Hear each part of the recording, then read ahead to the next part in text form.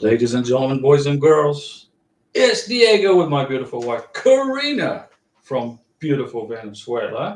And Karina's waiting for her green card, just like you guys. She went through the K1 visa process, just like you guys. This is your YouTube channel where I give you all this free information on how to process a K1 visa or a green card or a spousal visa or a tourist visa. If you need help, I'm here to help you. I got 9 years of experience. I can write a green card application in my sleep.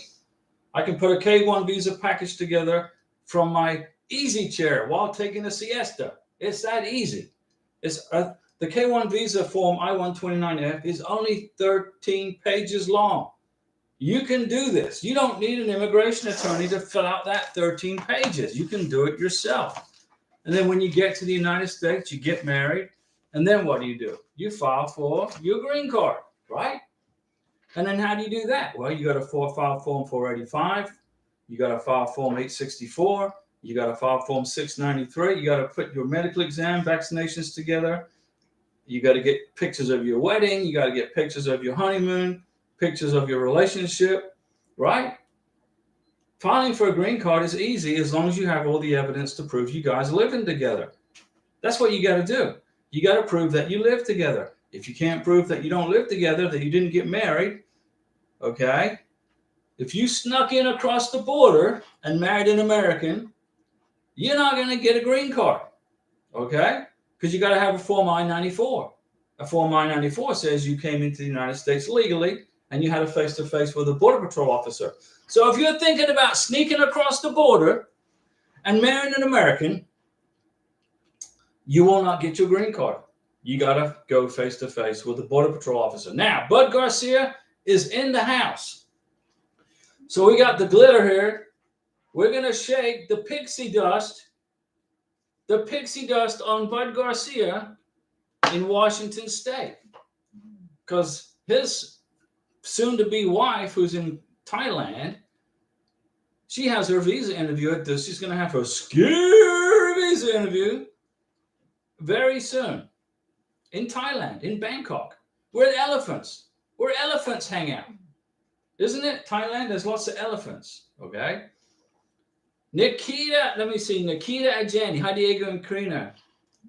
Hi, Diego. Did Karina get her work permit? Yes, she got a work permit after 88 days. I think it was like 88 days. So I'm going to give Karina a Mountain Dew salute for getting her work permit. Because she starts work on Tuesday. Today is June 8th, 2024. For Karina, she starts work on June 8th, 2024. She got a work permit, and now Karina's not a slacker. She's not lazy. She's not flow. She went to work she went straight looking for a job. And I helped her, and she got a job. So how about that? And then on Tuesday, they're going to want to see her work permit and her Social Security card. Because you cannot get a job in Florida without a work permit and or a green card and a Social Security number. April Flower, hi Diego, hope you and Karina are doing great. We're good. We're doing fantastic. We're always doing. Karina's like waiting for her green card, right? She's waiting for her green card. But she's got orientation to start work on Tuesday. But she can't get her driver's license till she gets her green card. So I'll be the taxi. How about that? That'll give you something to do. Nikita Ajani, thanks. Amazing. Congratulations. Where is she going to be working? Well, I'm not going to say where she's going to be working, but she is going to be working. Remember, she's got a degree in tax accounting. Okay. She got 5 years experience as a manager. She was the director of accounting for a large company in Venezuela. So let me tell you, Karina's well educated and well qualified. It was not hard for her to find a job. Boom. April Flower. So it's important. Listen, if you're in a K1 visa process, listen up, Mr. Sponsor, Miss Sponsor, listen to me. If your beneficiary has a college degree, if she has a university degree, or she has education from, let's say, the University of the Philippines, or she went to college in Caracas, Venezuela, or she went to college in Bogota, Colombia, or Mumbai, India, wherever it is, if your beneficiary has an education documented, attached a degree of some kind, a trade degree, include it in your K1 visa package, because that makes your K1 visa package strong. Immigration will look like Karina has a degree in tax accounting. So I got it translated into English, and immigration looked at it and went, wow, she got a degree in tax accounting. Okay. Well, she's no slacker. Do you see what I'm saying? April Flower, Diego, if a person does not know English, how will they find a job? They have to learn English. Karina can't speak English, but you know what? When she went to her job interview, I was the translator. And then the company liked her so much because she's so freaking intelligent and so hardworking. They said, we will help you with your English. So English, having English as a second language was not relevant, okay? You just got to be an animal, right? Animado. You got to be strong. You got to have a positive attitude. Karina says, I can't speak English. I translate it. She can't speak English. They said, okay, but you're well educated, you're degreed up, you're hired. How about that? You got to be in there. You got to have a positive attitude. So how will they find a job? Fill out paperwork. When you get your work permit or when you get your green card, apply for jobs. Okay? The United States isn't going to block you from getting a job because you don't speak English. But you got to learn. Francois Livingston, good evening, Diego and Karina. Francois, what's going on, Francois? Hey, Francois, look, here's some pixie dust. Here's some glitter for your. This is all for you. Okay, this is pixie dust for your beneficiary in UAE. Denise Jefferson, hello, Diego and Karina. What's going on, Denise? Denise and Kenneth here. Kenneth, what's going on, Denise and Kenneth? We are armed with a live biometrics letter. I told you were going to get one, right? I said you were going to get one. And on the biometrics letter, there is a receipt number. It probably starts out IOE, right? You got a letter. It says you got to have your biometrics at this place, at this time, right? On this day, Denise, right? And you got a receipt number in that biometrics letter that starts with IOE, right? Am I good or do I know what I'm talking about? Denise says correct. That's a Mountain Dew salute. To Denise. Okay, now, that receipt number you can use to check the status of your husband's green card. When you go to the biometrics, which you were panicking about a little bit, but you're good. It's normal to be a little worried, okay? Now you got the biometrics letter. You go get the biometrics. As soon as your husband gets the biometrics done, he does his fingerprints, gets the picture taken, and they take his autograph. Your green card application and work permit will go into high gear. It's going to start processing, okay? Good news for Denise Jefferson, everybody. Bud Garcia, is there anybody going through the Thailand? It's taking 3 weeks to get a police report. I don't know how long it's taking to get police reports from Thailand. I mean, some countries take longer than others. In Colombia, it takes 5 minutes. Karina got on her laptop and she got her police report in 5 minutes. But she had to get an Interpol police certificate, but that took 30 days. So it depends, you know. KO, amazing. Congratulations, Karina Perati, Benediction Perati. KO, how much time did it take after biometrics? It took 88 days from the biometrics. Whew. Man, Mountain Dew went down the wrong pipe. Whew. That's my second Mountain Dew today. I was painting in the house today. It took 88 days to get a work permit. And then from when she got her work permit, Karina said she wanted to look for a job because she just didn't want to be sitting around the house all day. And I said, okay. And Tuesday, she starts work. April Flower, Diego, still in administrative processing. Okay. It's going to take a couple of months, April Flower. Your beneficiary is from Iraq. He lives in Iraq. Right? So it's going to take a little bit of time to get his K1 visa approved, they got to go through all kinds of security checks. If you're from Syria, Iran, Iraq, there's more security they got to check on. I know it's a pain in the, you know what, it sucks, but it's just part of the deal with Homeland Security, okay?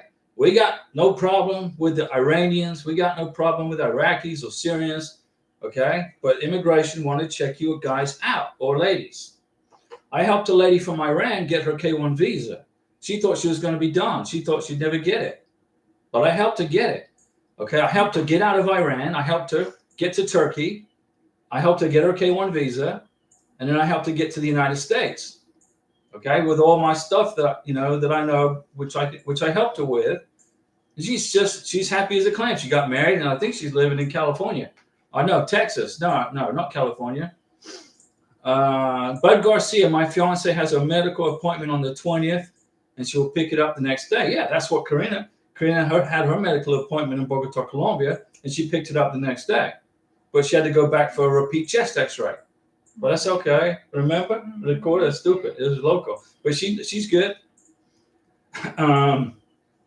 Denise Jefferson. Diego, when the approval for Karina's EAD showed up online first, is there enough information on the notification to fill out for jobs, or do you have to wait for the physical card? You have to wait for the card, Denise. I know you want to put your husband to work, so we're going to put some glitter. We're going to put a bunch of pixie dust all over your husband, okay, for his work permit. You cannot do anything without the work permit in your hand, okay? Employers want to see the original. You can't make a copy of the work permit. You cannot make a copy of the green card for employers. You got to bring the original document, okay, to the job interview or whatever it is you're doing, because they're going to want to see the original, okay? Let me see here. Bud Garcia, got that one. Francois, my fiance, got the Abu Dhabi police report same day, but the one from Morocco is going to take 2 to 3 weeks. Francois, you got this. It's a piece of cake. And Denise, listen. Denise, we're going to help you, okay? You're in Utah, we know, and it's probably 110 degrees, and it's hot, and you want to get your husband to work. But when he gets his work permit, you can put him to work. Kenneth, you got that, right? Karina waited 88 days for her work permit. She got it in the mail. She went, oh, look at this. It's my work permit. She's looking at her work permit. She's like, man, she couldn't believe it. After over 2 years, she got it, right? Now she's starting work. Guess what? She had to fill out a W-9, which is federal income tax. She's in the system now. Uncle Sam's going to start taxing her. How about that? Biden's going to get his piece of Karina's work money so he can go on vacation, right? Aquarius, hey Diego and Karina, I got my K1 FTP. I'm waiting for a welcome letter. Print the K1 FTP. Print 3 copies. Do you have a video on the next step for this? Aquarius, you got your K1 FTP letter. You gotta get that to your beneficiary, because if you're whoever it is, you got to have the K1 FTP for the medical exam, okay? They ask for it sometimes. Some countries, in Colombia, they ask for it. That's your welcome letter, Aquarius. So that's a Mountain Dew salute. Aquarius got her welcome letter. It's a K1 FTP letter. It's a welcome letter. Now what you're waiting on is ready status. When you get ready status from the embassy, then you're going to submit the DS-160, pay the visa fee, schedule the visa interview, and the biometrics. But you got to do that when the embassy says they're ready for you. The embassy will send you a packet 3, packet 4 email with the directions on how to schedule the visa interview, pay the visa fee through the U.S. travel docs, etc., etc. So Aquarius, good job. Congratulations to you. Very good work. You've made it this far. You got your welcome letter. Now you're going to wait for the in-transit, the ready status, etc. When you get the ready status, email the embassy and ask them for the packet 3, packet 4 email. And then they'll send you the directions on how to pay the visa fee, submit the DS-160, and schedule the biometrics. You're at the finish line, Aquarius. Good job. Hang in there. Let me see. Denise Jefferson to Francois. So glad to witness things moving forward for you and your fiance. That's a good post there, Denise Jefferson. Francois Diego, my fiance moved recently. I wait and update his address when we fill out the DS-160, correct? That's correct. Don't be doing nothing until you fill out the DS-160. That's correct, Francois. You learned a lot. You have learned a bunch on this channel, right? You've learned a lot of stuff. Francois Livingston, Denise Jefferson, thank you so much. It's been quite a journey. Best of luck to you and your husband. Denise Jefferson's, she's at the finish line with her husband, okay? She got a biometrics letter. So now she's going to drag her husband to the biometrics, and then they're going to go eat lunch somewhere. And then they're going to wait for the work permit, which is going to take about 3 months. And then when Kenneth gets his work permit, Denise is going to put him to work. She's going to put him to work. Karina waited 3 months, 2.7 months, 3 months for her work permit. And within what? Let me see, about a couple of weeks, she got it. She's working. A week, boom. She's excited. Francois, you're good. Mackenzie Owens, look at that super chat right there. Mackenzie. That's a Mountain Dew salute. Mackenzie Owens, hey, any advice as we start our I-485 adjustment of status? Now we are married. Congratulations, Mary, on getting married. Mackenzie, here's the advice I'm going to give you. Go into this YouTube channel. Google Diego Ross adjustment of status. Go into the YouTube channel. You're a subscriber, right? Otherwise, you wouldn't be able to ask me questions. But if you go into the channel, you can go and ask Google or type in adjustment of status or green card application, one of those. I've made like 3 videos on how to apply for a green card. But you get a Mountain Dew salute. Mountain Dew salute to Mackenzie for that super chat. Now, Mackenzie, if you want to know the right way to file for a green card, watch my videos. I've made 3 of them. Watch 1, watch 2, watch all 3. Do whatever you want. But if you watch the videos, you'll know exactly how to file for the green card. And if you have any advice, my advice is get your name, get your beneficiary's name on everything. The trash bill, the water bill, the electric bill, the phone bill, and get all those bills coming to your house. Get a joint bank account statement. Okay? Get lots of wedding pictures, honeymoon pictures. Get a picture of the wedding ring, a receipt for the wedding ring, pictures of friends and family, hanging out with friends and family.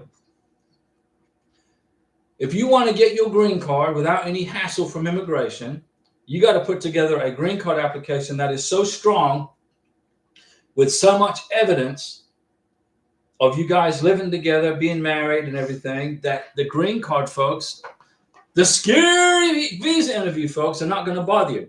They're going to just mail you your green card. But you got to put together a strong green card package. So how do you do that? Watch my videos. I'll save you $4,000. You can hire an immigration attorney if you want, but I'm not an immigration attorney. I don't give any legal advice. But you can pay an immigration attorney $4,000, $3,000 to do it for you. Or you can watch the videos that I made. You can do it for free. $0. Let me see. Momo Cole. What's going on, Momo Cole? Hey, hello, Diego. I am on administrative processing, and I received an email to submit my passport, but I haven't received the visa since June 3rd. The case is still ready and 4 working days now. Give them a week. Momo Cole, number 1, Mountain Dew salute, Momo Cole, because you got through that administrative processing part, and now you're submitting your passport, which is going to give April Flowers some good vibes too, right? So give them at least a week, okay? And when it shows issued, then you go get it. You're waiting for the Momo Cole. You're waiting for issued. That's what you're waiting for. Francois Livingston, tuning in 3 times a week on One Learn Something at every class. Yeah, there you go. I'm a walking encyclopedia on green cards and K1 visas. Okay? I'm a walking encyclopedia. I know I can tell you from A to Z how to do this, and I'm saving you so much money. Denise Jefferson, we are so grateful we don't have to travel for the biometrics as they have a site right here in Utah. Well, that's right. That's what, Denise, didn't I say that to you? Denise, I said, Denise, you live in a big state. Utah is humongous. We live in Florida, which is a big state also. Florida's got 2 time zones. Okay, that way we got 2 time zones. We can wait. We can be an hour ahead for when the next hurricane hits, or an hour behind for when the next hurricane hits. Right? But Utah, so we live in the Panhandle right here. So Florida, the Panhandle is right here. So the closest immigration spot for Karina was in New Orleans. So we had to drive through Alabama, Mississippi, Louisiana. We went to New Orleans. We spent the weekend in New Orleans. So it was okay. It's not that bad of a trip. We stayed at the Holiday Inn, which was like a 2-minute walk to the immigration office. So it was a great vacation. But if you live in Utah, your biometrics is going to be in Utah. It's probably going to be, I don't know, it's probably going to be in Provo or in Salt Lake City. Let me see here. So DeFrancois tunes in 3 times a week. This is the go-to place, right, to get free information. And I'm glad for Denise, you don't have, Salt Lake City. I'm glad for Denise that you don't have to travel too far. That's great. Rosenworth Morningstar. Hey, guys. I just got the confirmation message for my I-765 and I-485, but I don't know which is the service center since I haven't got my online code. It doesn't go to a service center. When you apply for a green card, it goes to either Chicago, it either goes to Phoenix, Arizona, it goes to Texas, or it goes to Elgin, Illinois. There are only 4 places on the planet in the whole world where you can get a green card processed: Phoenix, Arizona, Chicago, Louisville, Texas, or Elgin, Illinois. That's it. So there's no USCIS service center. It goes to an immigration clearinghouse. And once your once your green card is approved and everything's wrapped up, all your stuff goes to Corbin, Kentucky.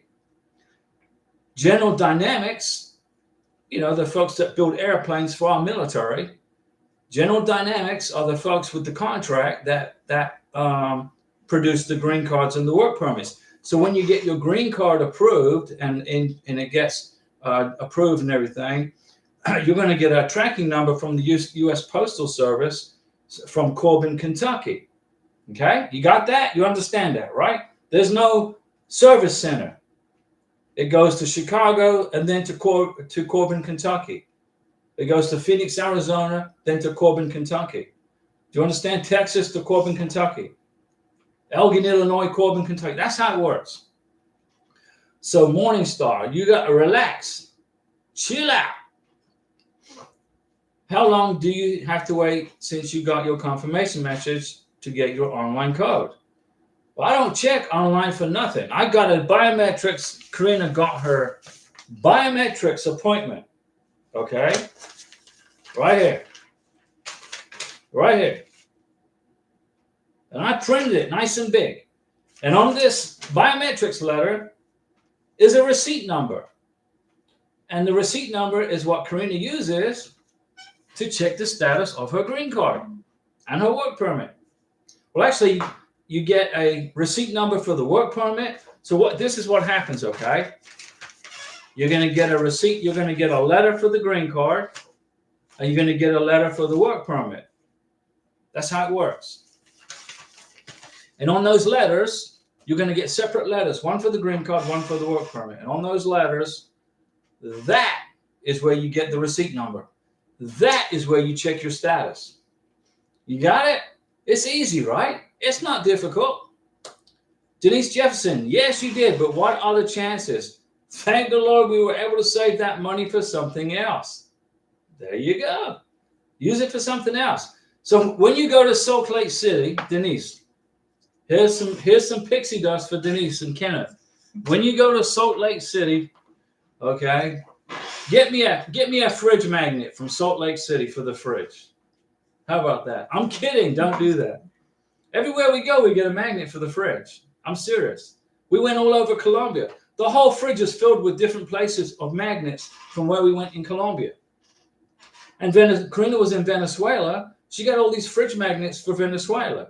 So the top of our fridge is filled with fridge magnets from Venezuela, and then underneath that is Colombia, and then over here is like USA. So we got a multicultural fridge. Let me see here. Morningstar, you're welcome. I can't pronounce your first name. Rosenworth. Is that good? Josias Pacelli. Now Josias is from Argentina, right? Josias. Hi Diego. I hope you are doing well. I got my social security number. Well, good. But I have two options. One is going online and the other one is going to the office personally. Which one do you recommend me do? Go in person. Go in person. That is your social security number. You don't want to put it online. Go get it personally. They should mail it. Go to the appointment with your I-94 and your passport. Schedule your visa, your social security card, and they will mail it to you from Baltimore, Maryland. So you got your passport, right? You got your passport. You got your I-94, right? You got your marriage certificate, right? Go to the Social Security office with those documents and apply for your Social Security number. In person. Also, to get my Social Security number as a foreigner, I just need my passport, I-94, right? That's it. That's all you need. Salute to Josias from Argentina. Francois, you should consider getting a P.O. box so your loyal fans can send you magnets from the states they live in. No, I'm kidding, Francois. I'll send you one from New York State. Francois, we're kidding. We're kidding, okay? But maybe a P.O. box is a good idea. Then we can hide from the government, right? No, we don't want to do that. Ayandra Viana. Hi, Diego and Karina. I'm very happy for you, Karina. Yes, bien, eso. Josias Pazelli, do I need to schedule an appointment online? No, just go to the office. Go to the Social Security office, which you as a soon-to-be taxpayer pay for out of your taxes, okay? You go to a little machine, okay? You punch in the reason that you're there, and then you take a number, and then you sit down, and then you wait for your number to get called. You stand up, you walk to a little plastic, like a window, and the lady or the gentleman's going to say, Josias, why are you here? ¿Por qué tú aquí? Why are you here? Well, I want to apply for my Social Security number. Here's my I-94, here's my passport. Okay, Josias, welcome to the United States. Maybe I need to make a video on this to make it easy for you guys to understand. So go to the Social Security office with your I-94 and your passport, pull a number, and apply for your Social Security card. Josias, where did you go? Where are you in America? Diego, I can't get married in Utah without a Social Security number. That's correct. I won't have a marriage certificate when I apply for the Social Security number. That's correct. You don't need one. You need an I-94 and your passport. If you don't have a marriage certificate, it's okay. You're good to go. Josias, I'm going to give you a Mountain Dew salute because I'm thirsty, okay? You don't have to have a marriage certificate to get your Social Security number, but you must have an I-94. Now listen, Josias, once you get your Social Security number, it takes about 10 days, okay? When you get your green card, you go back to the Social Security office and update your status as a legal permanent resident. You got it? Nadi Olisa, can one get married in California without the Social Security number? Yes, but listen up, Namadi. Let me tell you about getting married in California. California is an interesting state, okay? California is basically a full-blown communist Marxist dictatorship, okay? That's my opinion of California. Now, when you want to go get married in California, if you try to get married in Los Angeles, it's going to take you maybe 3 months just to get a marriage license. I'm serious. Maybe 2 months just to get a permission slip to get married. And then you get married, and then you got to wait another, 2 months just to get the marriage certificate mailed to you, or you can go pick it up. California, it takes you 2 or 3 months just to get married and get the marriage certificate and all the paperwork. Okay? You don't have that kind of time. You've got 90 days to get married. You've got 90 days to get married. It could take longer than that just to get the marriage certificate or the marriage license. Okay? So don't be surprised if you're in Los Angeles and you go to the clerk of the court and say, I want to get a marriage license.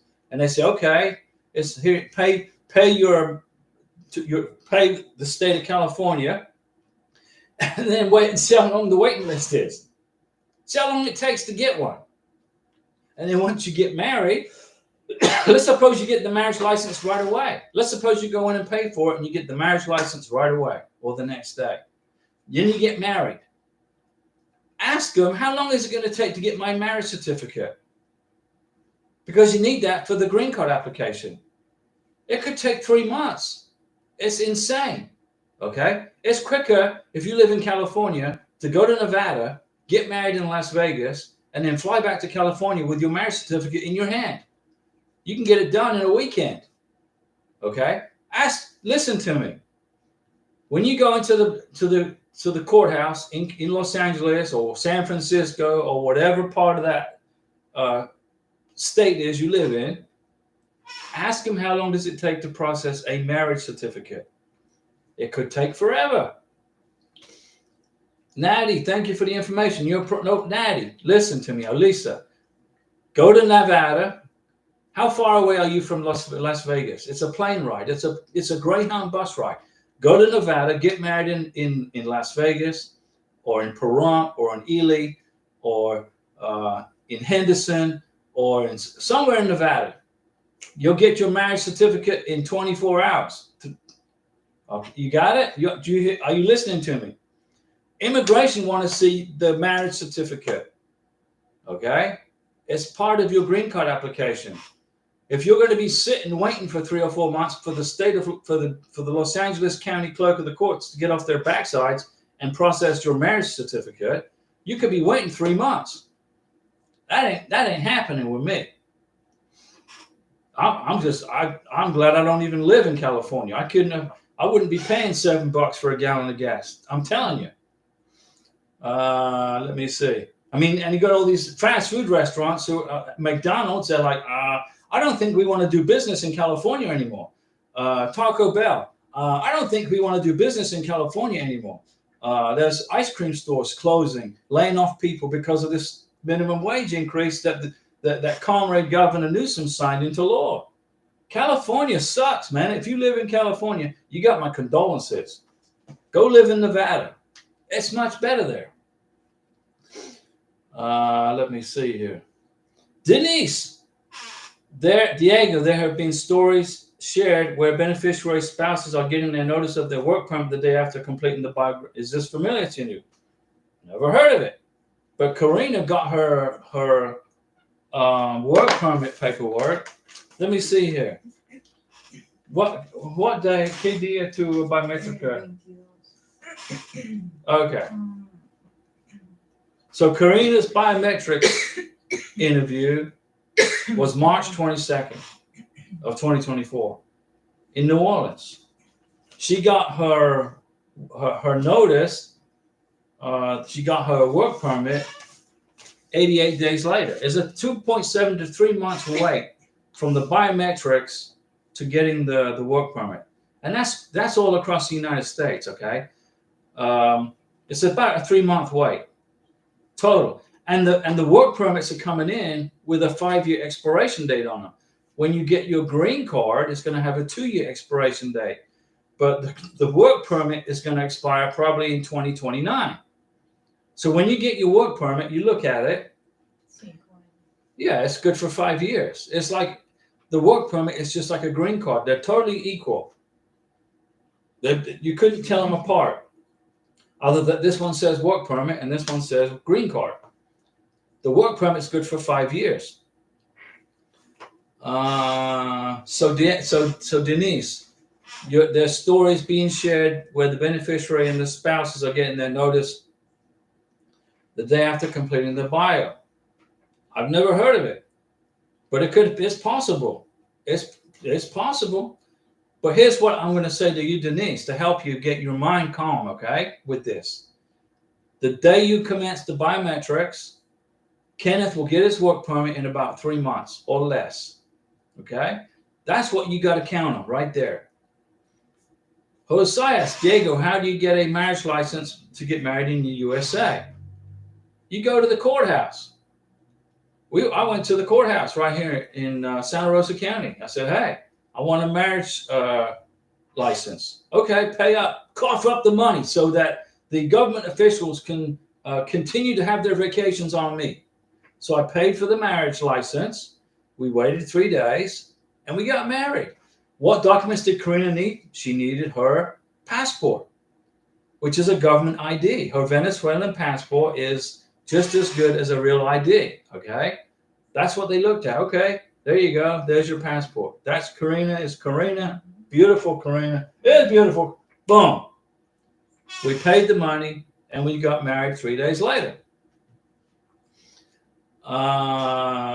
Antonio, do we need to send an original of the marriage certificate and license? Antonio, you send a certified copy of the original. Listen up, guys, listen to me.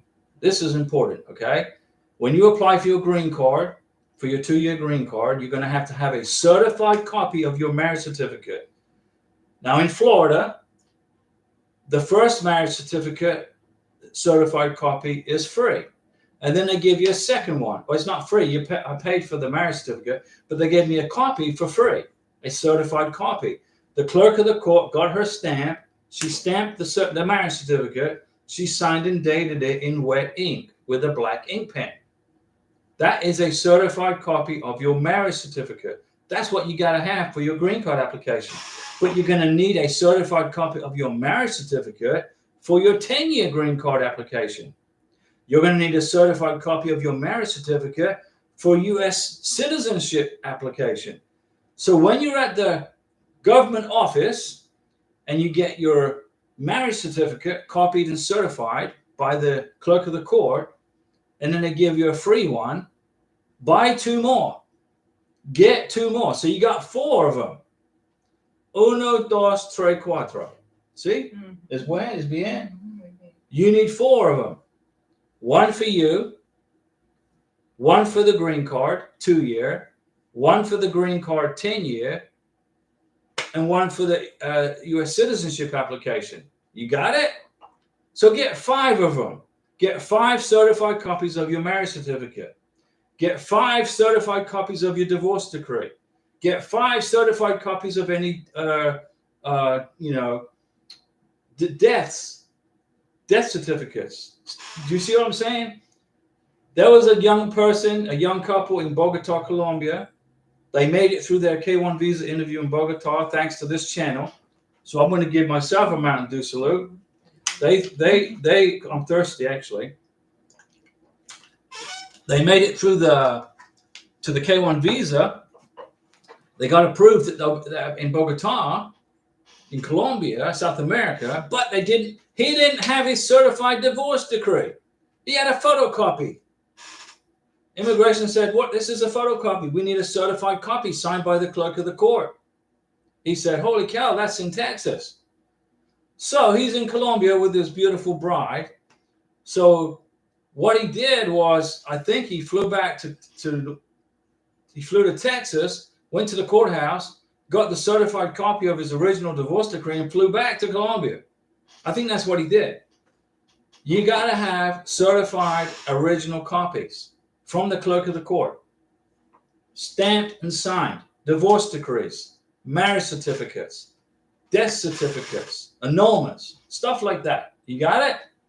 So Antonio, do you understand what I just said? You cannot send a copy, a photocopy or a PDF. It will not be accepted. It's got to be a certified copy of the original, which you get done at the courthouse. I'm going to go back in August. I'm going to go back to the courthouse and get 2 more copies, certified copies of our marriage certificate. I'm going to need it for Karina's 10-year green card and for U.S. citizenship when she applies to become a citizen. So in August, I'm going to go back and get more copies certified by the clerk of the court.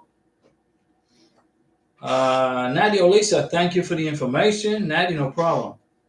Easy E is in the house. Easy E, hello Diego and Karina. What's going on, Easy E? Andre Welconi, dear Diego, my fiance is very worried. We are still waiting his Qatar clearance after 2 months. And the 18th, she has the medical at Manila, and the 25th, the interview. Flight is booked for 15 July. Andre Welconi, number 1. You don't book any plane tickets. You don't buy any freaking plane tickets until the K1 visa is in the passport. When you got your passport, and it right here, it says K1 visa, and you look at it, and there's no spelling mistakes, there's no errors in the K1 visa, that's when you buy the plane tickets. I accompanied Karina to pick up her K1 visa in Bogota, Colombia. We went into this U.S. government office, and there was no Christmas trees. I said, where are all the freaking Christmas trees? What the heck? This is Christmas. Where are the Christmas trees? Oh, we're not allowed to put up Christmas trees. I said, what, you a bunch of atheists in here? What the heck?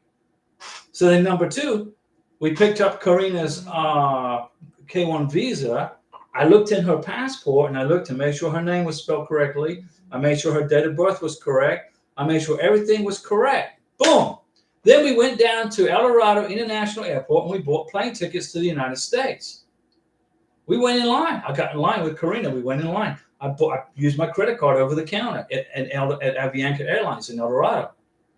You don't buy plane tickets till you have the K1 visa in the passport, number 1. And Andre, my fiance is very worried. We're still waiting his Qatar clearance. So you're waiting for a police certificate from Qatar. And on the 18th, she has a medical in Manila. Go to the medical exam. And on the 25th is the interview. Go to the visa interview. You've booked a flight for the 15th of July. Well, I wouldn't have done that until I got the K1 visa. What if can you please advise me what I should do? Well, here's what I advise you to do, Andre.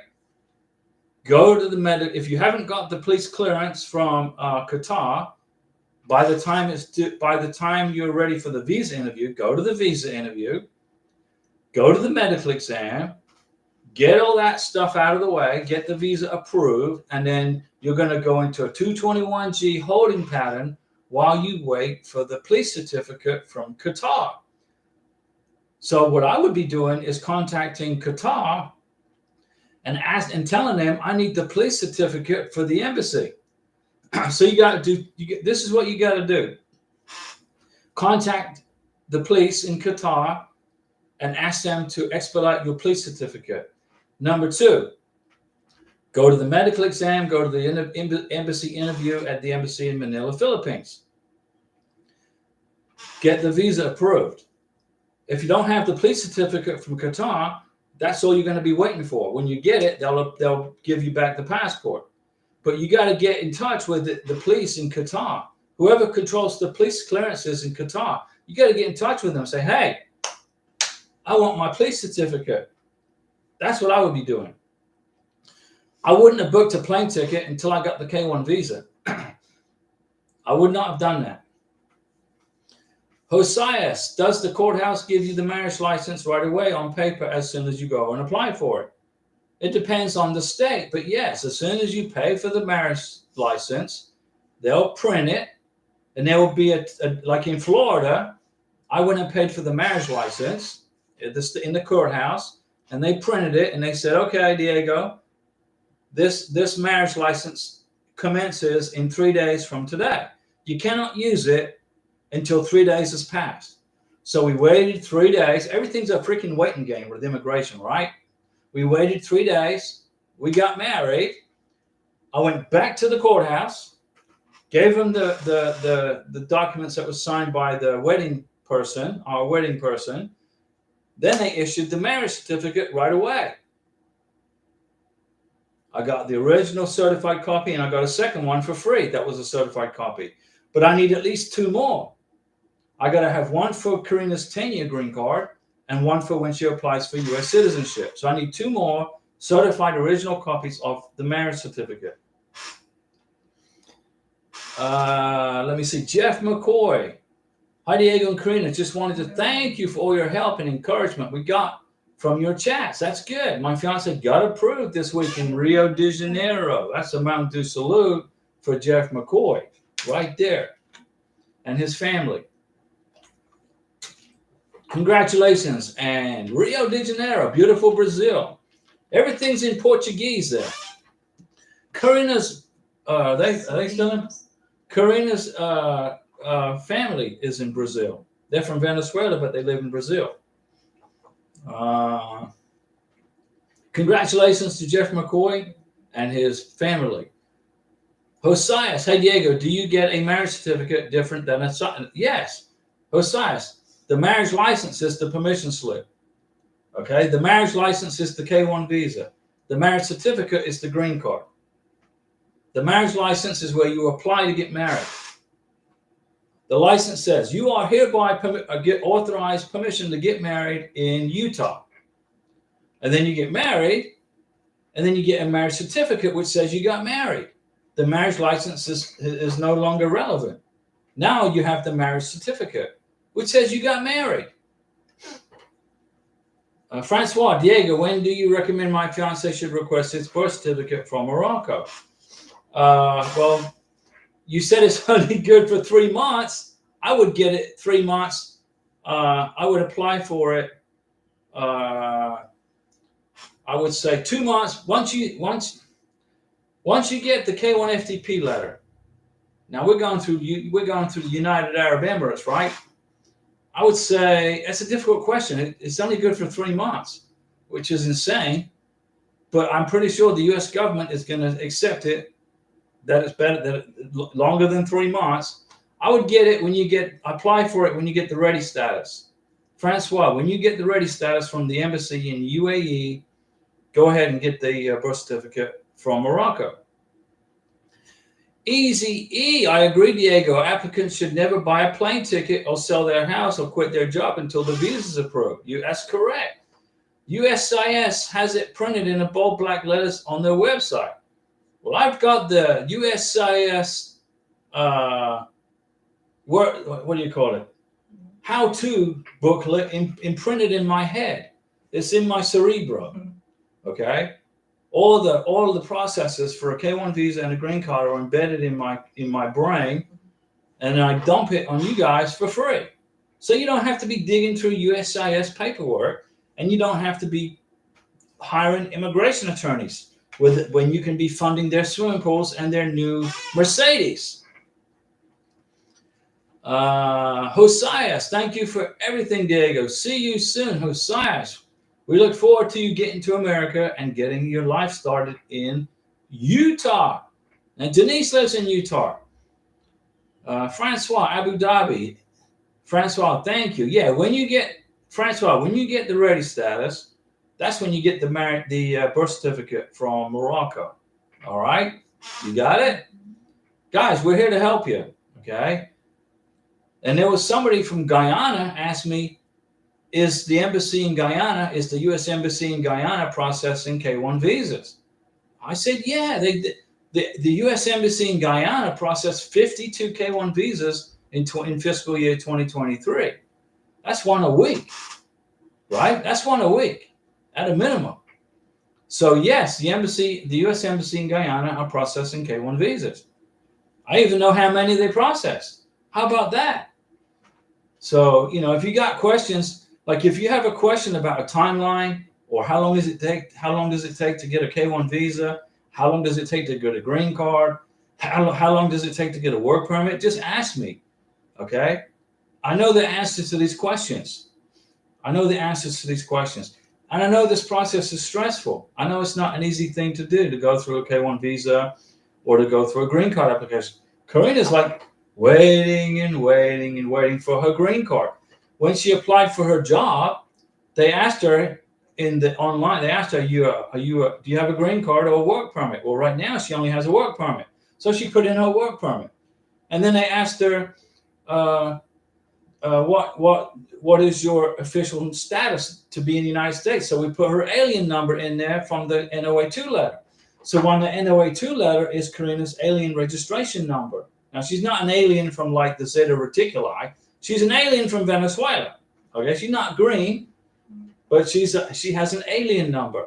So when she applied for a job, she put her alien number from the NOA2 letter, and then she put in there that she has a work permit. When she gets her green card, she will go back to the company. She'll tell the company, hey, I got my green card now. And she will update her status with the company as a legal permanent resident, not a 5-year work permit holder. When she gets her green card, she will go back to the Social Security Administration and she will update her residency as a legal permanent resident. Francois Livingston, got it. Thank you from my very grateful K1 visa student. From your, yeah, you guys, I'm giving you all this information, guys, because I want you to get your green cards. I want you to get your K1 visas. I want you to get it. I want you to come to America. Come on. Come on in here legally. Come here legally. The U.S. government, the Congress of the United States, okay, created K1 visas because the Vietnam veterans were sick and tired of trying to bring their Vietnamese brides over to America, and they couldn't do it. So the Vietnam veterans from the GIs in the 70s, they filed all these complaints with their congressmen, and the Congress got sick and tired of hearing these complaints. So they created the K1 visa for you guys. So if you have a K1 visa, and myself included for Karina, thank you, Vietnam veterans, because it was you guys and ladies that created the K1 visa back in the 70s. Okay, that's how it happened. Greg Lamping, hi Diego and Karina, how long is it from receipt of the I-485 to the green card? Thank you for all your helpful information. Greg, is about 4 to 5 months. Now you're going to go online to USCIS and it says 20 months, 22 months. It's not taking that long. Okay, so don't have a heart attack, don't have a panic attack. Okay, if you see that it's taking that long to get the green card, it's not. It's about 4 to 5 months. Work permits are taking about 2.5 to 3 months. Okay, you got it? So let's go. We're going to shake some fairy dust all over Greg Lamping because he wants to get this process done and over with. But it's not done and over with until you're a citizen. It's never over till you are a citizen. When you become a U.S. citizen, then it's over. Then immigration nightmare is over. You're done. You become an American. You get a U.S. passport. Okay? But when you come to America on a K1 visa, as soon as you land in America, the K1 visa is irrelevant. Then it goes to an I-94, Border Patrol, I-94. You get married within 90 days. You file for your green card, 2, 3, 4, 5 months later. You get the green card. 3 months before the green card expires, you got to update, you got to lift the conditions off the 2-year green card and get the 10-year green card. Once you've been a green card holder for 3 years, 3 months before that, you can apply for U.S. citizenship. So you get your 2-year green card, and then you get your 10-year green card, and a year after you get your 10-year green card, I would be applying for U.S. citizenship. Once you become a citizen, you're done with all this immigration malarkey, okay? And then you don't even have to come back on this channel anymore. You can go just chill out. You're done. Easy E, look at that super chat, man. Easy E, look at that. Easy E, thank you. That's a Mountain Dew salute right there.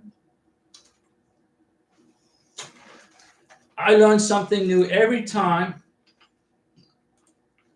I watch your channel. It's not my channel, it's your channel. Easy E, this is your channel. It belongs to you. You are a certified boss. Thanks for your history lesson. Easy E. I'm here. I mean, there's nothing. I'm a walking encyclopedia about green cards and K1s. Okay? I can even probably tell you the date of the first K1 getting issued.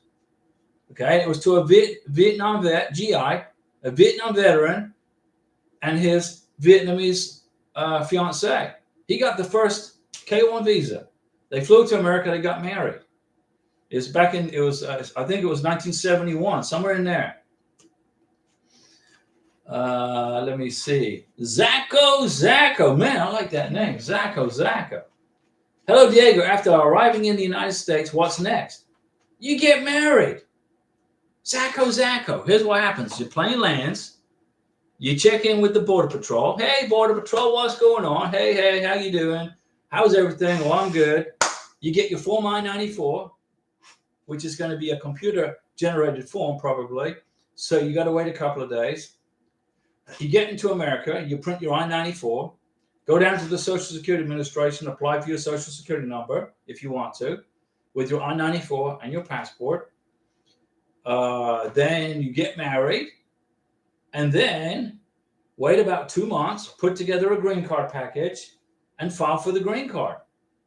But you don't want to file for the green card with no evidence. If you file for your green card, and all you include in the green card package is your marriage certificate, your I-94, copy of your K-1 visa, a copy of the biographic page of your passport, a copy of your sponsor's biographic page of his or her passport in color, blown up nice and big, okay? If that's all you put in the freaking green card application, you're going to get either an RFE, a denial, or you're going to be doing a face-to-face with some serious interviewing. And you may even go into a Stokes interview where your wife goes over here in this office and you go over here in this office and you get separately interviewed. So to avoid all that crap, put together a fantastic green card application, and it's going to take at least 2 months to do that. Are you listening to me? Zacko, do you understand? If you want to get fully educated on this, watch my video I made for you. Adjustment of status.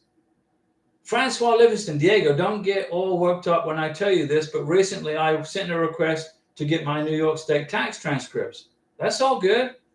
That's all good. If you want to keep paying the communist government of New York all your hard-earned cash so that they can go on vacation, you understand, right? That or give the money, give your tax money away to illegal immigrants on these credit cards.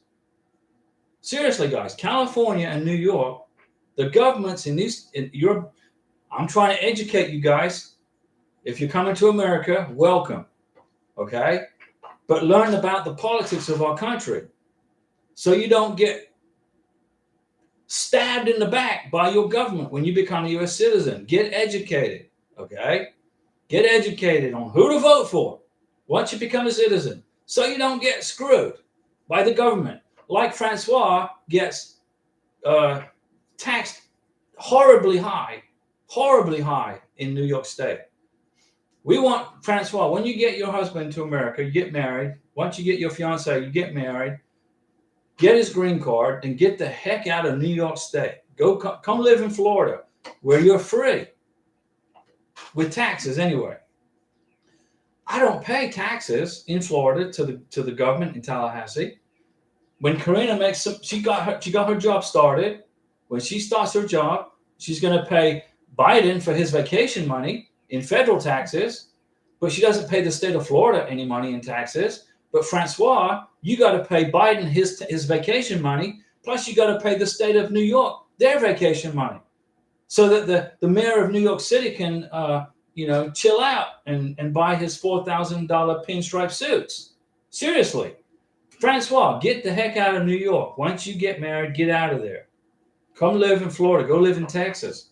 Go live in Nevada, somewhere where you don't pay. You are in the medical field. You can get a job very, very easily in Florida in the medical field, making twice as much money as you're making now in upstate New York. Plus, you're going to get a pay raise because you're not going to be paying income tax to the state of Florida. It's just my opinion, okay? I mean, if you like paying taxes to the government, then you stay where the heck you are. Zacko, before marriage, is there a process or everything starts after marriage? Before marriage, you don't do anything. You can go get your Social Security card if you want, Zacko. Go get your Social Security card go apply for your Social Security number. You can do that, but nothing happens until after you get married. And you must get married within 90 days. You got to get married within 90 days. Okay? Francois, they returned the form back to me because apparently they needed a copy of my driver's license. So much easier with the IRS. Francois, listen. you are going to be harassed and harangued and molested horribly by the government of New York State. The governor of New York State is a full-blown commie. Just my opinion. If you have an alternative opinion of her, then that's all good. But that's my opinion. Francois, get out of New York State once you get your husband's to be's green card. Go move somewhere else. You're going to thank me for it. Easy Eater Francois, how will you get your transcripts to the IRS website? It's easier. These are state. Easy, these are for state taxes. Francois has to pay the state of New York to live in the state of New York. In Florida, we don't have to pay the state of Florida permission to live in the state of Florida. But in New York, you got to pay the government permission to live in the state of New York. Talk about open public thievery. Francois, I know easy, but in New York, we file taxes with the state and the IRS. Now, the IRS is the Internal Revenue Service, which is Biden. Biden controls the IRS. President Biden controls the IRS so that Biden can keep his vacation homes and his vacations on Delaware Beach. Sending missiles to Ukraine, which is, anyway, let's see here. S. Bay, greetings, Diego and Karina. So you're saying it's close to impossible to have a speedy marriage license processing in California. That's right. S. Bay, you're paying attention. Listen, S. Bay, it's going to take maybe 2 or 3 months. Just once. Okay, let's suppose you go into Los Angeles go into the courthouse in Los Angeles. Walk around all the homeless people living on the streets in camps. Okay, step over all of the drug paraphernalia. Go into the Los Angeles courthouse and say, I want a marriage license.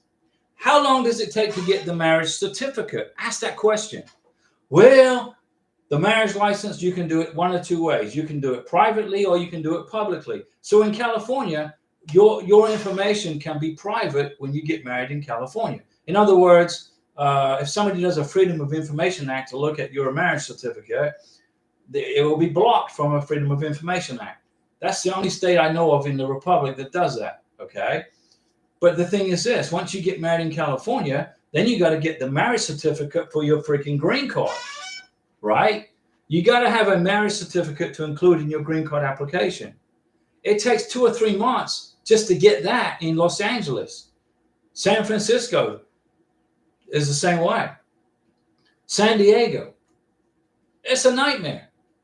It's much easier if you live in California, my condolences to you. If you live in California, get on a bus, get on a plane, get in your car, drive to Las Vegas, get married in Las Vegas, get your marriage license and marriage certificate done in a weekend, drive back to California, and you'll have your marriage certificate. And you're not going to be worried that you're going to time out waiting for the marriage.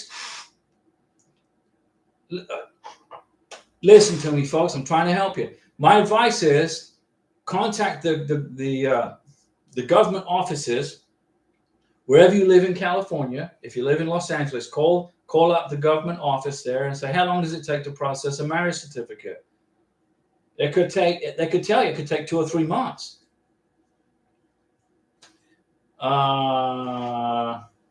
Let me see. So yeah, it's impossible to get a speedy marriage certificate in California. Francois, Diego, I heard from a friend who lives in Florida that house prices are through the roof, more than New York. Is that true? House prices are through the roof across the whole freaking country. They're higher in New York than in Florida. They're higher in Miami. The price of houses are very high in Miami, okay? But here in the Panhandle, they're not too bad. I mean, they're high, but they're not too bad. But a double wide trailer in Los Angeles, California is going for $2 million. Now, I have a real estate license in Florida, and I have complete authority from the virtue of my license in Florida to tell you that if you have a double wide trailer in Los Angeles, sell it for a couple of $1 million, move to Florida, and buy yourself a beautiful beach house or a home on the bay in Miami. I'm serious. You want to know why there's so many homeless people in California? They can't afford a freaking double wide trailer. They can't afford the rent. New York's the same way. How much is the rent in New York City for a 1-bedroom, 600 square foot apartment? $3,000-$4,000 a month? Who makes that kind of money? Houses in Florida are expensive, yes, but they're more expensive in New York and they're more expensive in California. But houses are cheap in Texas. The price of a house, if you want to live in Texas, the price of a beautiful 3-bedroom, 1,900 square foot home is pretty cheap in Texas. But they're going to hit you with over 1% property taxes. So you're going to get screwed on the end of the property taxes are going to kill you, but you're going to buy a nice, beautiful home for a very cheap price, but then you're going to get hit with massive property taxes in Texas. California sucks. People are leaving California. They're selling and leaving. Companies are leaving. Okay? But get out of New York, Francois. It's impossible to get a speedy marriage license in California. It's impossible. Let me see. Francois, I would love to move Diego and all in due time. I'm just messing with you, Francois. After future hubby gets his green card, right? Isn't that what you recommend? Yes. You shouldn't be moving anywhere while you're waiting for your green card. Okay? While you're waiting for your NOA 2 letter. Why? You shouldn't be moving. If it's going to take 5 months to get your green card, why would you want to move a month before you get it? And then what happens if it gets lost in the mail? The green card gets lost somewhere. Then you got to find it. It's a horrible situation to be in, to have an approved green card, but you can't find it because it got lost in the mail. It didn't get forwarded. If you're in a green card application, okay, or if you're waiting for your NOA 2 letter from the K1, stay where you are. Don't move. Get your NOA 2 letter. Get your green card with your beneficiary, and then move. Okay? Let me see. Francois, prices of houses are expensive all over the United States, but Texas isn't too bad. The price of homes in Nevada aren't too bad. South Florida is expensive, but in the Panhandle of Florida, it's not too bad. Francois, don't move until you get your husband, your fiance to America. You get married and get his green card. Don't go anywhere till you get the green card. And then when you get the green card, then you can leave and move somewhere else.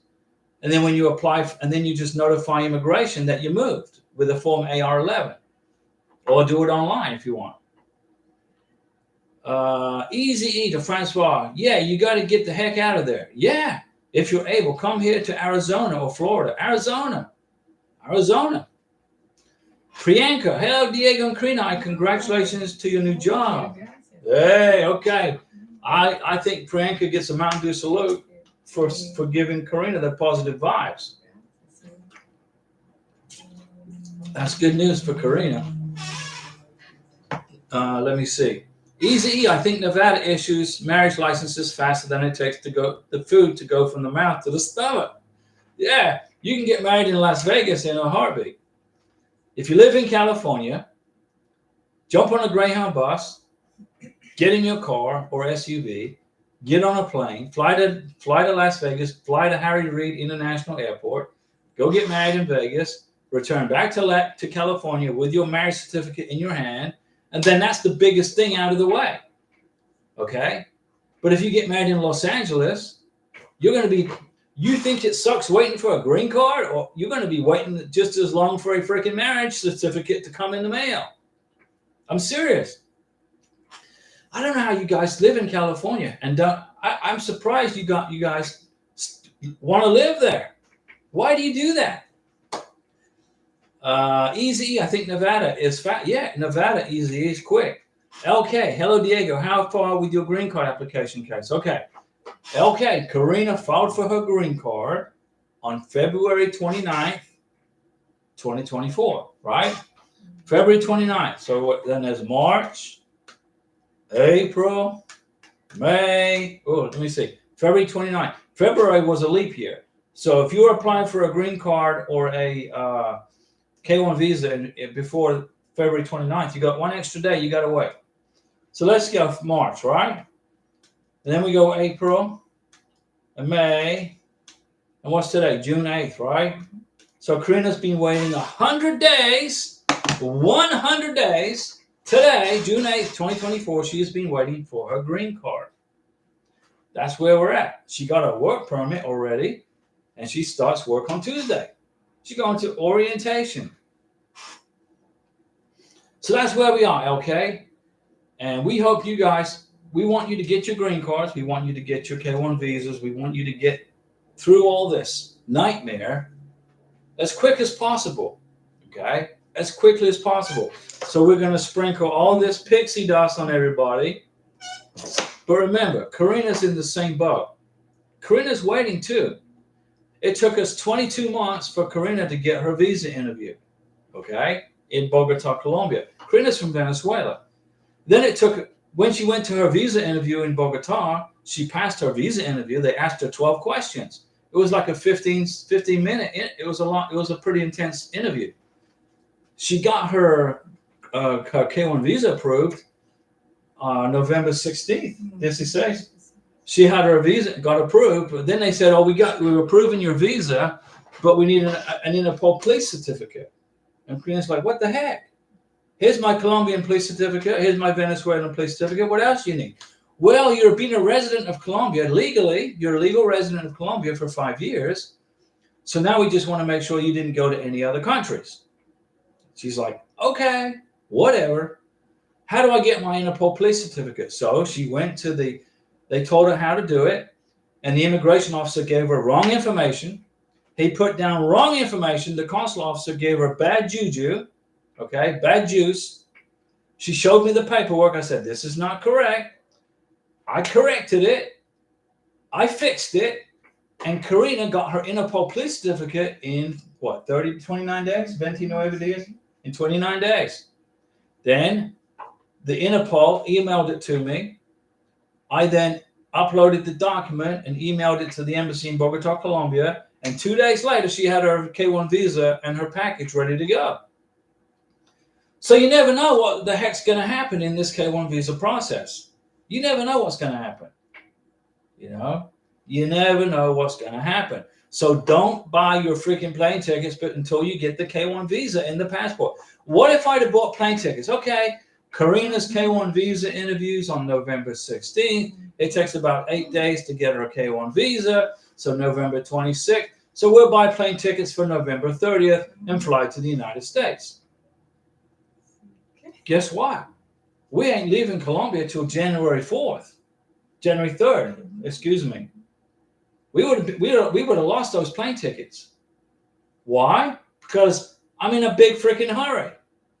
Calm down, calm down. Do not buy your plane tickets until you have the K1 visa in your passport. And there's no mistakes on the K1 visa. What if you go to the visa interview and you bought your plane tickets for let's say 2 weeks after the visa interview, but you go to the K1 visa interview and the consul officer says, okay, your visa's approved, but we need for you to do something extra with the medical, which could take 3 weeks. There was a young lady from Curacao, which is a country that the Netherlands control, but it's an island near South America. And then if you are a resident of Curacao, you have your K1 visa interview in Bogota, Colombia. And I helped her get through this entire process from A to Z. She flew to Bogota. She had her visa interview. She had her medical exam, and the doctor said, we're going to have to repeat the medical exam for TB. She didn't have it, but they just wanted to repeat it just to make sure. It took 30 days. She's from Curacao. So she had to reschedule her visa interview because of a repeat TB test, which came back negative. So I told her, do not buy plane tickets anywhere until you have your K1 visa and your passport. And she listened and took my advice, and she did it. I saved her a massive headache. A massive headache. And easy. It's easy to get a marriage certificate in Nevada. It's quick. If you live in California, fly to Nevada, drive to Nevada, catch the Greyhound bus, catch the Trailways bus, get married in Nevada, go back to California, and then you're good. Okay, I just got my receipt number for I-485. That's good. Don't lose it. Aquarius, to Francois, thank you. I'm nervous. Don't be nervous. No, relax. Destiny's Room. Hey, hi, I have a question. Tengo una pregunta. For a K1 visa, if I live with my mom, that's no problem. Can we combine incomes for the I-134? Yes, you can, as long as you live together. I still need it. Yeah, you're going to have to fill out 2 I-134s. Okay? One from you, Destiny's Room, and one for your mom. Now, on the affidavit of support, you can combine incomes. And on the I-134, you can combine incomes. But you got to fill out 2, one from you, one from your mom. You sign the I-134, and your mom signs the I-134. And then you're good to go. Destiny's Room. You got it? Oh, yeah, I understand. I just saved you $500 because an attorney would have charged you $500 for that question to be answered. It's great to be on this channel, right? I love doing this. I mean, and I'm happy for Karina. She's going to get. She's part of the system now. She's part of the capitalist system. She's in the federal database for paying taxes. She's going to get to learn what it's like to pay taxes so Biden can go on vacation. Destiny's Room. By the time of the adjustment of status, I think my fiance and I will have separate from my mom, and we won't be able to combine income. So I don't know what to do about that. And okay, listen, Destiny's Room. When you apply for the green card, if you still don't quite make the income where you're supposed to be, your mom can still be a joint sponsor. Okay, but if you don't live together, that's okay. Destiny's Room. If you don't live with your mom, you will fill out form I-864, and your mom will fill out form I-864. Okay.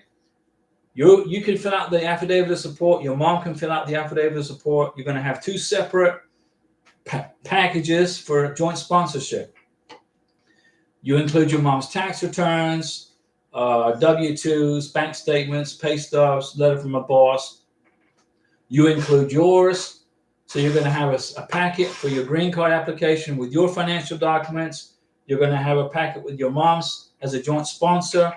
You put them together in the same envelope and you send them to wherever it is you're supposed to send them. But if you don't live together, okay, you cannot combine the income. But your mom can be a joint sponsor. If you live together under the same roof, you can combine the income. And then you're going to fill out, your mom will fill out form I-864A. Okay? But you can only combine the income if you guys are living together under the same roof. You got it? Destiny's Room. You got it, right? Come on, guys. Throw some more questions at me. Because if you have a pressing question, okay, I know the answer to it. This is Angie Purdue. Okay, Angie, from a few streams up. Hey, so you were from a few live streams up. So you're swimming down the live stream, right? You're swimming down the live stream. Or you're swimming up the live stream, right? But we're glad you're here. We're glad you're on the channel. We're here for you guys. We're going to help you get through this process. Hopefully you don't spend any freaking money on immigration attorneys. Hopefully you don't spend your money on these companies that charge you all this money to process paperwork. Francois Livingston to Aquarius. It's natural to be nervous. That's correct. But like Diego always says, hang out with us. Hang out with Karina and I. Karina, we're here for you. Diego here on this channel. Yeah, hang out. What has helped me is I kept busy to keep my mind off the waiting and waiting. When Karina was in Bogota, Colombia, I was here in Florida. We were separated for almost a year, okay? And that sucked. It really did. When I first started dating Karina, here's how I first started dating Karina. I said, hey, we started chatting back and forth in WhatsApp. And then after about 5 months, Karina said, hey, why don't you come to Bogota? Come on, hang out with me for a vacation. And I said, okay, that sounds like a plan. So I bought a plane ticket for 2 weeks. I figured 2 weeks is a good vacation, right? I flew to Bogota, and we were like, wow, we're immediately like hooked with each other, right? Immediatamente. It was real quick. We're like, oh, we are a perfect match for each other. Perfect. We love it. We like all the same things, all the same food, all the same stuff. We like all the same movies. We like all the same politics. We're equal in everything. So my 2-week vacation was 5 weeks. I stayed 5 weeks. And I didn't want to leave. I said, Karina, this is difficult. I don't want to leave. So I flew back to the United States. I told my boss, I said, hey, I just met this wonderful person, a beautiful human being. And I'm flying back to Bogota, Colombia. Look for me when I get back. I went back for 5 months. And then I said, okay, Karina, I got to go back. Let's do this K1 visa thing. So I flew back to Colombia, to Florida. After we had dated each other for over a year. I made 2 trips to see her for 5 weeks and 5 months. I had all this evidence of our relationship, and I filed the K1 visa, and boom, we got approved. But it took a long time because the COVID was just getting over. And then after I filed the K1 visa, I told my boss, hey, boss, I'm going back to Colombia and wait for this K1 visa to get adjudicated. I can't be separated from Karina. So he's, Right. He said, okay. So I flew back to Bogota, and I went, and Karina helped me with the Colombian immigration, because Colombia was a legal resident of Colombia. Colombian immigration gave her political asylum from Venezuela. She had her cedula for Colombia, and she helped me get a cedula to live in Colombia for a year. But that's what I did. But I only stayed 11 months. My friend took care of the house. So we dated. I made 5 trips total to Colombia. I stayed with Karina for 5 weeks, 5 months, 11 months, 3 months, 1 month, 3 months. But we were separated for 11 months. And that really, it was 12 months. Yes. No, 10 months. And that really was it was horrible. It was horrible. Okay. So I understand how you guys are feeling. Okay. So we're here to help you. Let me see. Francois is talking to Aquarius. It's natural to be nervous. Estelle Lemogum. Hey, Diego, I'm responding to the NOID for my K1. Do I need to give them my explanation? Yes, you got to write a strong explanation. They needed the proof of an old divorce that I forgot to report. You got to listen, Estelle. You got to write a forgive me letter. You got to write a mother forgive me letter. Okay. Your mom caught you with the hand in the cookie jar, right? Mom caught you with the hand in the cookie jar, but you still want a cookie. So you got to be real nice to mom, right? You got to wash the dishes. You're going to wash her car. You're going to do all these things. And then mom's going to let you go back in the cookie jar, right? The same is true with immigration. You forgot to include a document that's very, very important. You write a letter of explanation, and you apologize, and you tell immigration in a very nice way. You kiss their backside, and you say, I'm sorry. I really apologize for this. It wasn't my intent. And you sign and date it, okay? If you don't show respect to immigration, if you just send the divorce decree back, they're like, okay, whatever. But if you send a strong letter of appreciation, have you noticed in the world, no matter where you are in the world, nobody gives any gratitude anymore to anybody, right? No one says please or thank you anymore, hardly. Nobody gives gratitude. I'm serious. Immigration are people just like we are, and they want to be respected, and they want to feel appreciated. So you write a letter of thank you. Thank you for helping me get through this process. And boom, guess what? That NOID is going to go away. Francois Livingston, I got a little bit of Mountain Dew left, and that super chat's going to get a Mountain Dew salute. Thank you for all you do for us who are going through the different journeys. Francois, I'm here for you guys. I can do this process in my sleep. Karina's just waiting on her green card. We don't have to do this. We don't have to be here, but we want to. We want to be here for you. So Estelle, you're good to go. But you got to write a strong letter of explanation, and you got to tell immigration that you're profusely sorry. You apologize for inadvertently forgetting to include this document. It wasn't your intention. It was inadvertent. And you say, thank you for all of you are doing to help me with my K1 visa process. When Karina got, oh, look at this. Another super chat from Francois. Thank you, Francois. You and Karina are the best. You guys are the best, okay? We're here for you. But listen, when Karina passed her visa interview in Bogota, Colombia, then they told her, well, you're going to have to wait. We got to wait for the Interpol police certificate. And I'm like, well, that sucks. How long is that going to take? And Bogota said, the consular officer said, maybe 3 or 4 months. I'm like, seriously? What kind of crap is that? Okay. So Karina is with a backbone of intestinal fortitude. She went face to face with Interpol. She went to Interpol face to face and said, I need an Interpol police certificate. Here's my passport. Get it done. And she went back maybe five times. And then eventually the colonel in charge of Interpol in Colombia, the colonel that runs the whole freaking show, who works under the Undersecretary of Defense through the president, he gets on the phone. I'm standing next to Karina going, oh my gosh. And Karina's on the phone with the colonel. And she said, look, I've been trying to get my Interpol police certificate for what, 29 days, almost a month. My freaking passport's at the American Embassy in Bogota. I can't go anywhere without my passport, and I can't get my passport without the Interpol police certificate. And I've been waiting almost a month. What are you going to do about it? He said, he's like, hold my Mountain Dew. 7 p.m. that night, Karina got an email from Interpol with her police certificate.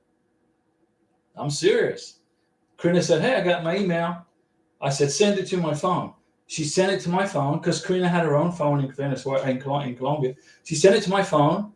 I sent it to the embassy in Bogota, but I just didn't send the Interpol police certificate by itself. I wrote a letter, an email. In that email, I said, dear honorable consular officer. I didn't know it's a male or female. So I put, dear honorable, in parentheses, consular officer.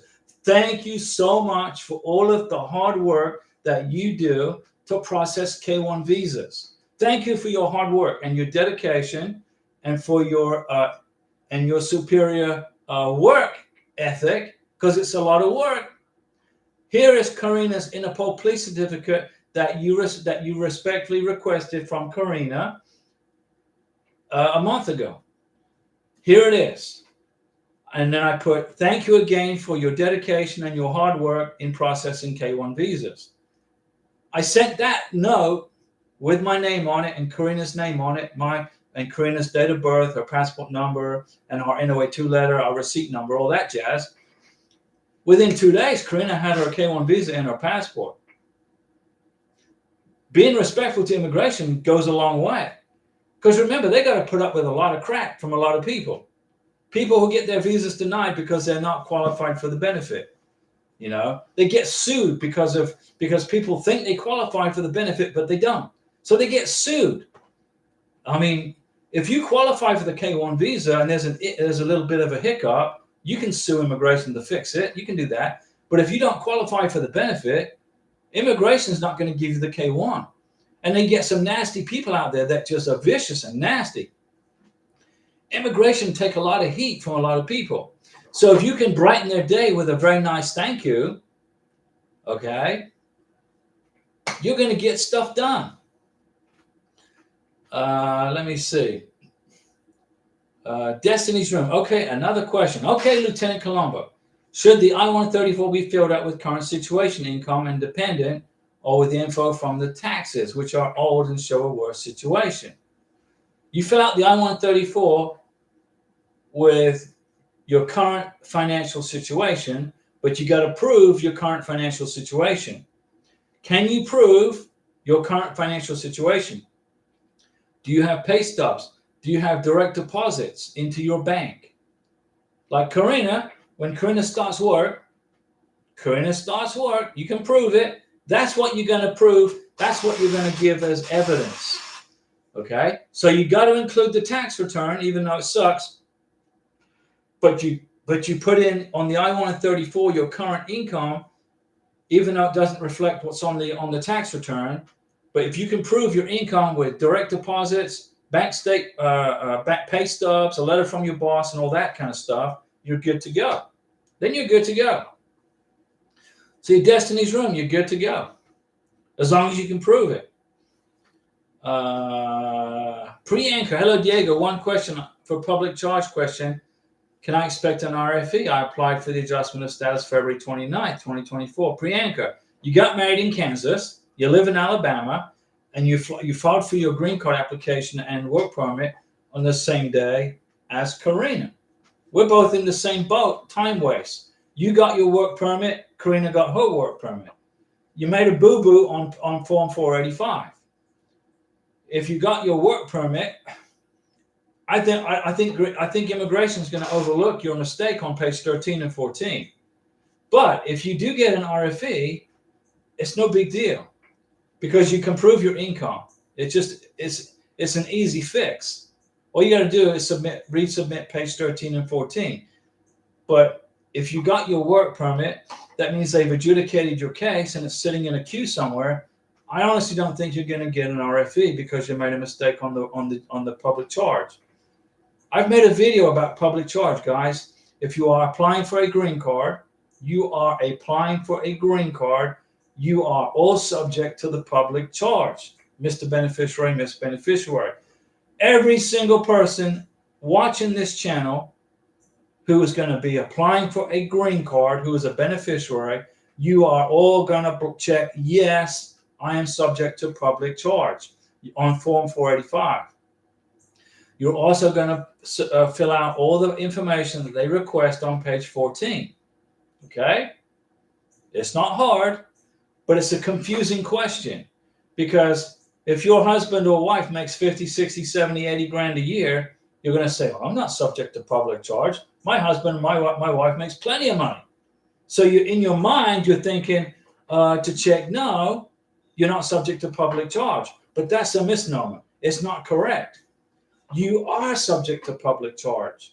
You can be deported if your income isn't sufficient. You got it? Pre-anchor, you're good, okay? I really don't think you're going to get hit with an RFE. But if you do, it's an easy fix. It's not going to be a denial. You're going to get your green card.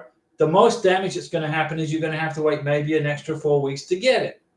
But I don't think you're going to get the RFE. Honestly, I don't think so. I think immigration has already looked at your husband's income, okay? He knows he makes plenty of money, okay?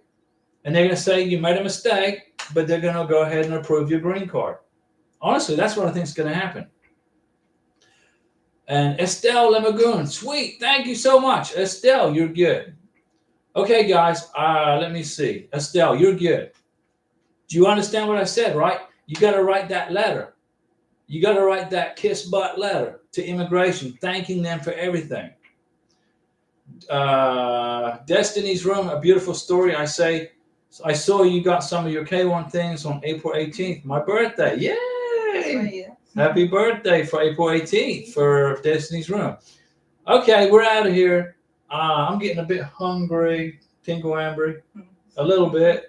And Karina's got all these freaking lights on her from this studio. We got to do a YouTube studio here. We got to have all these lights so you can see us. And so it's already hot enough in Florida.